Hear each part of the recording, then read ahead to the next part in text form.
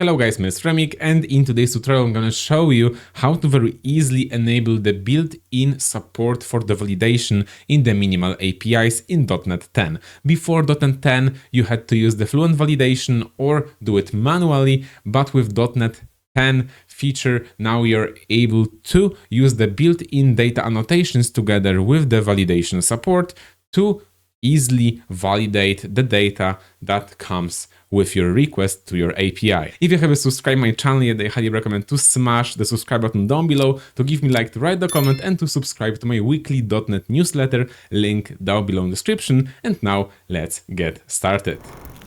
Alright guys, so as you can see on the screen, I have one minimal API endpoint in my .NET 10 web API, which is creating the books.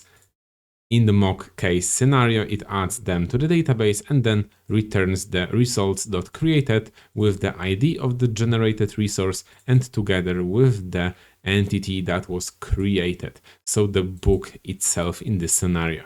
And now, what is wrong with this approach? Of course, that it doesn't have any validation at all. So user can provide whatever he wants. So for instance, nothing in the title, nothing in the author, nothing in the ISBN and the published year. And then in this case, it will add those books in the database. So now I want to enable the built-in validation with the data annotations to prevent that scenario.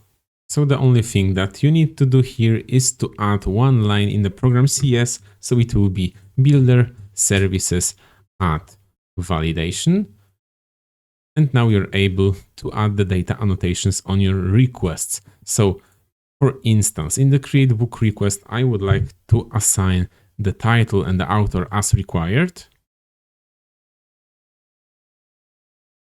So I will add the required attributes.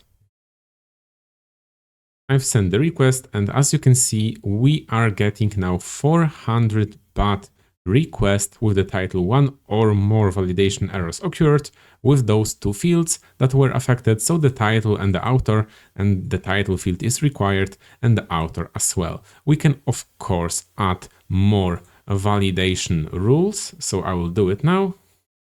So I can add more validation rules. It could be, for instance, minimum length of 2 characters and the maximum length of 200 characters. And let's say for the published year, you can use the range attribute. So it will be, for instance, from this value up to the current year, or we can use our custom validation attribute to check the published year. So I will remove it for now, and I will create new class valid published year attribute.cs. And now I will replace this class with its implementation. So we inherit from the validation attribute.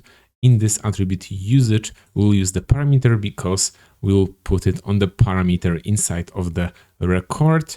If you're using just the class, then it should be the property over there. Then we are defining the minimum year for our checks.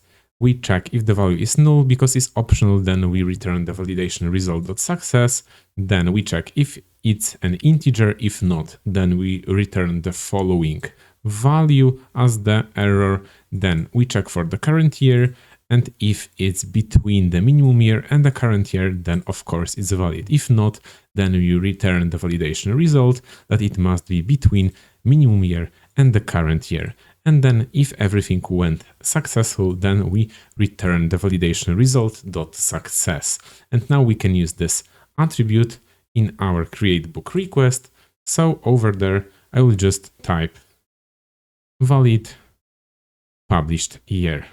And now it will use this attribute to check if our provided value is correct with respect to all of those requirements. And now I will start the API and we check if our validation rules will prevent from having the invalid values inside of our request.